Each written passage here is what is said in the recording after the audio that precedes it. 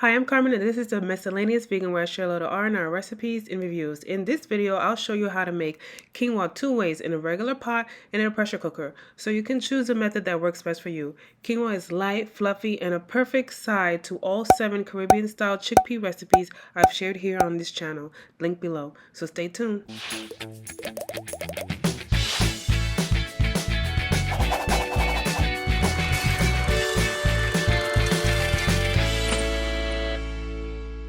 If you haven't done so yet, make sure you like and subscribe for recipes and reviews in New York City and around the world, and for Coaching Mondays. So the first form we're going to do is how to make the quinoa on a pot on the stove.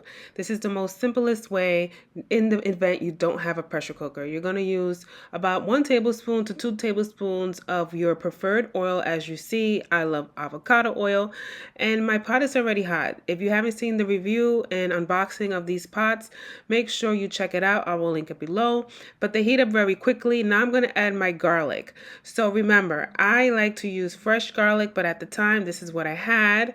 But it's better if you do use fresh garlic. I always add a little bit of garlic to my quinoa, and then I saute the garlic, whether it's finely minced or this type of garlic. Whatever garlic type you use, it's fine. The recipe's gonna come out fine and flavorful, but this gives it a nice little flavor, because if you don't know, quinoa does have a tad bit of a flavor. You can like it or not sure to your standards, but I like to add the little garlic. If you don't want to add the garlic, you don't have to, but I will highly recommend to do this method. And now I'm going to pour in my freshly washed quinoa.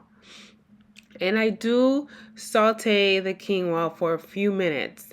This will give it a nice flavor once it begins to cook. So that's why I always do this method, is to saute the quinoa with a little bit of oil and garlic.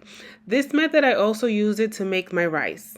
My rice, I do the same thing. In addition to my beans, in addition to my chickpeas, just about almost everything I cook, I saute it first before I add water. At this point, I will add 2 cups of spring water. So make sure you use spring water. This is the water I have now. I usually like to cook with Mountain Valley, but I only had the Saratoga Sparkling. So that is what I'm using. 2 cups. So per cup of quinoa, you use 2 cups of water. So 1 cup of quinoa will require 2 cups of water. 2 cups of quinoa will require 4 cups of water. And this is the way that I like it, because this is the way that it will come out nice and fluffy, perfect for whatever dish that I want. Once you add the water, that is it. You will place your lid and then you set the timer to 15 minutes. That's all you need to make the quinoa on the stove. And after your 15 minutes, your quinoa is done, and it will be nice and fluffy once you fluff it up.